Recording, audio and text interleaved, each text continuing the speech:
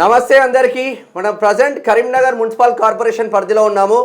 Karimnagar municipal corporation పరిధి నువ్వా నేనా అన్న చంద్రంగా నడుస్తూ ఉంది. మరి మున్సిపల్ కార్పొరేషన్ పైన ఎవరి జెండా ఎగరబోతుంది? గులాబీ జెండా ఎగురుతుందా? కాంగ్రెస్ జెండా ఎగురుతుందా? బీజేపీ జెండా ఎగురుతుందా? ఎవరికి వారే ఎత్తులకు పై ఎత్తులు వేసుకుంటూ ముందుకు వెళ్తున్నాం. మనం ప్రజెంట్ 18వ డివిజన్లో ఉన్నాము. 18వ డివిజన్లో ఎండి జమీలుద్దీన్ దగ్గర ఉన్నాము. బిఏ ఎల్ఎల్బి అడ్వకేట్, బీఆర్ఎస్ తరఫున టీవీ డిబేట్లలో అధికార ప్రతినిధిగా పనిచేస్తూ ఉన్నారు. ఎంపీటీసీ నుంచి కార్పొరేటర్, అంతకు మించిన స్థాయి, బట్ కార్పొరేటర్గా మాత్రం పోటీ చేస్తూ ఉన్నారు.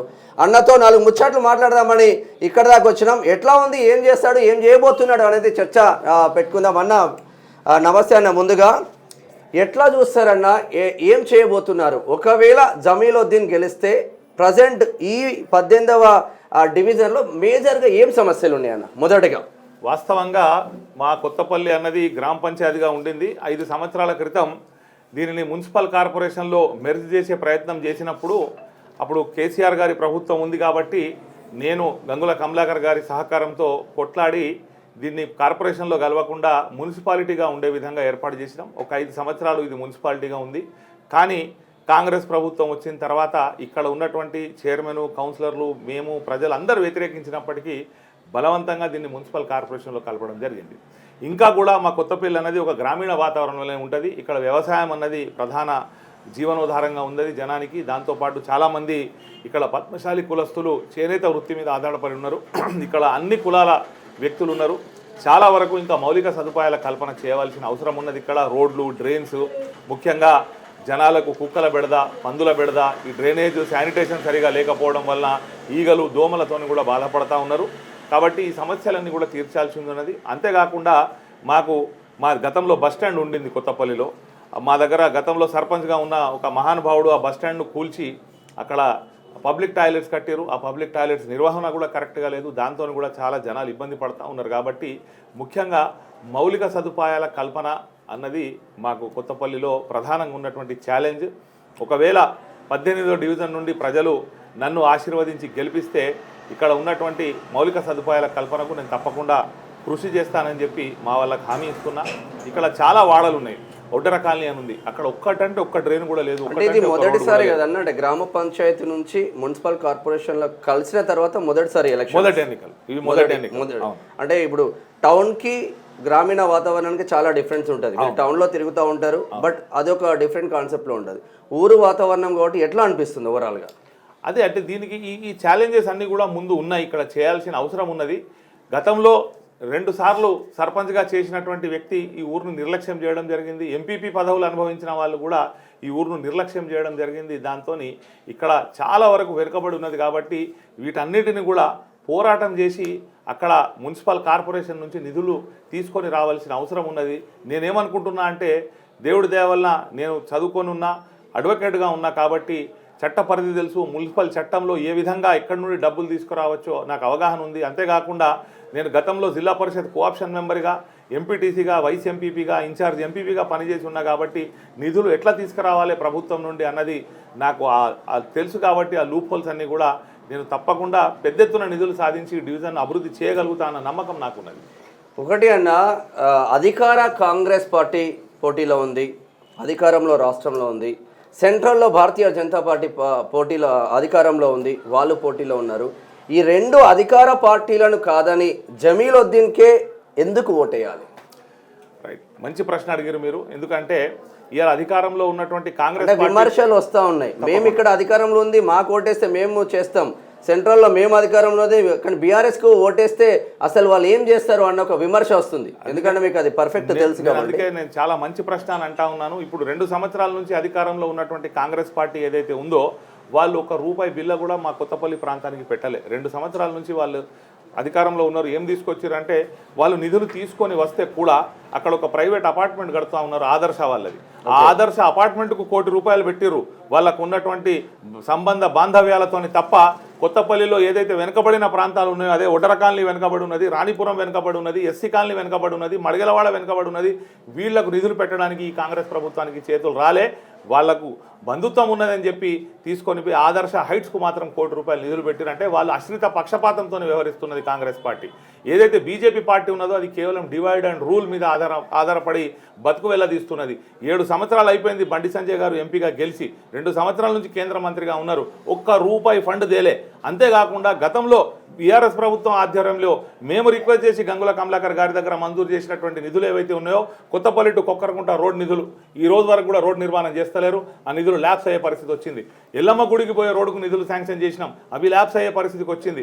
అప్పుడు సుడా చైర్మన్ జీవి రామకృష్ణారావు వారిని కోరితే వారు మెయిన్ రోడ్ సెంట్రల్ లైటింగ్ కొరకు నిధులు శాంక్షన్ చేసిరు, దాన్ని కూడా నిర్మాణం చేయకుండా వీళ్ళు నిర్లక్ష్యం చేస్తున్నారు. అంటే బీఆర్ఎస్ పార్టీ హయాంలో అప్పుడు ప్రభుత్వం ఉన్నప్పుడు శాంక్షన్ చేసినటువంటి నిధులను వీళ్ళు చేయకుండా 2 సంవత్సరాల నుంచి రూపాయి బిల్ల దేనోళ్ళు వీళ్ళకి ఇప్పుడు 2.5 సంవత్సరాల దగ్గరకు వచ్చింది. రేపైతే వీళ్ళ ప్రభుత్వం అయిపోతుంది, వీళ్ళు చేసే పని ఏం లేదు. ఇక్కడ నాయకత్వం ఏదైతే ఉన్నదో వీళ్ళెవరు కూడా మున్సిపల్ కార్పొరేషన్లో కమిషనర్ ఐఏఎస్ అధికారి ఉంటాడు, ఆయన ముందు మాట్లాడి ఆయనను మెప్పించి ఒప్పించి నిధులు తీసుకొచ్చే సత్తా నాకు మాత్రమే ఉందని చెప్పి నేను నమ్ముతా ఉన్నా. తప్పకుండా రేపు రాబోయే 2 సంవత్సరాల్లో కూడా మళ్ళీ బీఆర్ఎస్ ప్రభుత్వం అధికారంలోకి వస్తుంది కాబట్టి మున్సిపల్ నిధులు కానీ అధికార పార్టీ నుంచి నిధులు కానీ నేను రాష్ట్ర ప్రభుత్వం కానీ కేంద్ర ప్రభుత్వం కానీ మా ప్రజల సహకారంతో కొట్లాడి నిధులు తీసుకొస్తా అని చెప్పి నేను ఈ సందర్భంగా మనవి చేస్తా ఉన్నా. 18వ డివిజన్లో ఎన్ని ఓటర్స్ ఎంతమంది ఉన్నారన్న? 5402 ఓటర్స్ ఉన్నారు. ఎంతమంది పోటీ చేస్తూ ఉన్నారు? మేము ప్రస్తుతం 4 పోటీలో ఉన్నాం. ముఖ్యంగా బీఆర్ఎస్ పార్టీ నుండి నేను, బీజేపీ అభ్యర్థి, కాంగ్రెస్ అభ్యర్థి, అంతేకాకుండా ఆల్ ఇండియా ఫార్వర్డ్ బ్లాక్ నుంచి కూడా ఒక అభ్యర్థి పోటీలో ఉండడం జరిగింది. ఓకే, అంటే గంగుల కమలాకర్కు ప్రధాన అనుచరుగా ఉన్నారు. మీకు టౌన్ పైన జిల్లా పైన మంచి పట్టుంది. రాష్ట్ర వ్యాప్తంగా ఏం జరుగుతుందో చూస్తూ ఉన్నాం. ఓవరాల్గా కొత్తపల్లి పక్కన పెడితే ఓవరాల్గా కరీంనగర్ మున్సిపల్ కార్పొరేషన్లో 66 డివిజన్లు ఉన్నాయి. ఎట్లా ఉందన్న వాతావరణం? ఎట్లా ఉంది వాతావరణం? అంటే అండి, కరీంనగర్లో ఈరోజు ఏదైతే అభివృద్ధి కనిపిస్తూ ఉందో మనకు, ఆ అభివృద్ధిలో 100% మన స్థానిక ఎమ్మెల్యే గంగుల కమలాకర్ గారి పాత్ర ఉంది. అంతేకాకుండా మాజీ ఎంపీ బోయినపల్లి వినోద్ కుమార్ గారి పాత్ర కూడా ఉంది. వారి కృషి వల్లనే వినోద్ కుమార్ గారు అప్పుడు స్మార్ట్ సిటీ నిధులు శాంక్షన్ చేయడం జరిగింది. 500 కోట్ల రూపాయలు రాష్ట్ర ప్రభుత్వ నిధులు, 500 కోట్ల రూపాయలు కేంద్ర ప్రభుత్వ నిధులు తీసుకొచ్చారు. కాబట్టే ఇవాళ కరీంనగర్ కొంచెం ముఖం తెలివిగా ఉన్నది. అక్కడ రోడ్లు కానీ, డ్రైన్స్ కానీ, సెంట్రల్ లైటింగ్ కానీ ఇవన్నీ కూడా కనిపిస్తూ ఉన్నాయి. ప్రజలు గుర్తు చేసుకుంటున్నారు, అయ్యో బీఆర్ఎస్ ప్రభుత్వం ఉన్నప్పుడు ఎంత మంచిగా అభివృద్ధి జరిగింది, ఇవాళ వచ్చిన వీళ్ళు 2 సంవత్సరాల్లో అప్పుడు వేసినటువంటి రోడ్లను ఊడిసే నాదుడు దిక్కులేదు, అప్పుడు ఉన్నటువంటి మోర్లలో సిల్ట్ తీసే నాదుడు దిక్కులేదు. మన ఏదైతే బ్రిడ్జ్ కట్టిరో సదాశివపల్లెకు పోయేది కేబుల్ బ్రిడ్జ్, ఆ కేబుల్ బ్రిడ్జ్ మీద డాంబర్ పోతే డాంబర్ పోసే నాదుడు దిక్కులేదు. రోడ్ల మీద ఎక్కడన్నా ప్యాచ్ హోల్స్ ఏర్పడితే వర్షానికి ఆ ఏదైతే గుంతలు పడ్డాయో ఆ గుంతల్ని పూడ్చే నాదుడు లేదు అని చెప్పి వాళ్ళు మాట్లాడుతూ ఉన్నారు. ప్రజలందరూ కూడా గమనిస్తున్నారు. బీఆర్ఎస్ పార్టీ ఆధ్వర్యంలోనే ఈ అభివృద్ధి జరిగింది కాబట్టి మళ్ళీ కూడా కరీంనగర్లో బీఆర్ఎస్ పార్టీకి పట్టం కట్టడానికి సిద్ధంగా ఉన్నారు. కాంగ్రెస్ పార్టీకి సంబంధించి మాత్రం వాళ్ళు సింగిల్ డిజిట్కు పరిమితం కాబోతున్నారు. అంతేకాకుండా ప్రజలు ఇంకొక విషయాన్ని కూడా గమనిస్తున్నారు. చాలామంది నాయకులు తమ స్వార్థ రాజకీయాల కొరకు కన్నతల్లటువంటి పార్టీలను మారి కొత్త పార్టీలకు పోయి మేమేదో చేస్తామనుకుంటున్నారు, కానీ ప్రజలు దీన్ని సహిస్తలేరు. పార్టీలు మారే నాయకులకు తగిన బుద్ధి చెప్పడానికి సిద్ధంగా ఉన్నారు. 25 సంవత్సరాల నుంచి ఒకే జెండాను ఒకే కండువాను నమ్ముకొని నేను తెలంగాణ ఉద్యమకారునిగా తెలంగాణ రాష్ట్ర సాధనలో నా వంతు పాత్ర పోషించి రాష్ట్ర సాధన తర్వాత తెలంగాణ అభివృద్ధిలో కూడా కేసీఆర్ గారికి శిష్యునిగా, కేటీఆర్ గారికి అనుచరునిగా, అదేవిధంగా గంగుల కమలాకర్ గారితో కలిసి నేను ఏదైతే వారిని ఒప్పించి మెప్పించి ఇక్కడికి నిధులు తీసుకొచ్చిండో అవన్నీ కూడా మా ప్రజల దృష్టిలో ఉంది. తప్పకుండా 18వ డివిజన్ నుండి నేను గెలవబోతున్నా. కరీంనగర్ మేయర్ పీఠం కూడా బీఆర్ఎస్ పార్టీ దక్కించుకోబోతున్నది. ఇది ఓవరాల్గా 18వ డివిజన్లో మంచి చదువుకున్న వ్యక్తి అందుబాటులో ఉండడని చెప్పుకోవచ్చు. ఒక అడ్వకేట్, BA LLB చేసిన ఉద్యమకారుడు, తెలంగాణ ఉద్యమకారుడు. నిజంగా 18వ డివిజన్కి అదృష్టం అనే చెప్పుకోవచ్చు ఓ విధంగా. ఎందుకంటే సుదీర్ఘ అనుభవం ఉన్నది, మంచి వక్త. సబ్జెక్ట్ ఉన్న బిడ్డలు గెలిస్తే ఏమవుతుందంటే అన్న చెప్పినట్టు ఒక కలెక్టర్ని కలవాలన్నా, బ్యూరోక్రాట్లను కలవాలన్నా, ఒక కమిషన్ని కలవాలన్నా కూడా మాట్లాడే కేపబిలిటీ ఉంటుంది అని చర్చ జరుగుతూ ఉంది. 18వ వార్డు 13వ తారీఖు అన్న రిజల్ట్ 13వ తారీఖు మళ్ళీ కలుద్దాం. డామ్ షూర్గా నమ్మకం ఉందా? Last question. 100% నమ్మకం ఉందండి. నాకు ముందుగా దేవుని మీద నమ్మకం ఉంది, ఆ తర్వాత నా వార్డు ప్రజల మీద నమ్మకం ఉంది. 100% నేను బ్రహ్మాండమైన మెజారిటీతో 18వ డివిజన్లో గెలవబోతున్నా.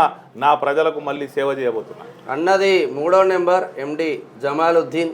కారు గుర్తుపై ఓటు. కరీంనగర్ నగర పాలక సంస్థ 18వ డివిజన్ కార్పొరేటర్ అభ్యర్థి. ఫస్ట్ నలుగురు అభ్యర్థులు ఉన్నారు. మొత్తం మీద నువ్వా నేనా అన్న ఫైట్ మాత్రం నడుస్తూ ఉంది. సబ్జెక్ట్ ఉన్న బిడ్డలు పైకి రావాల్సిన ఆవశ్యకత కూడా కంప్లీట్గా ఉంటుంది. ఇటువంటి అడ్వకేట్స్ కావచ్చు, సొసైటీ మీద అవగాహన ఉన్న బిడ్డలు పైకి రావాల్సిన ఆవశ్యకత ఉంటుంది. అన్నతో మళ్ళా 13వ తారీఖు కలుద్దాం. థ్యాంక్ యూ సో మచ్ అన్న. Thank you.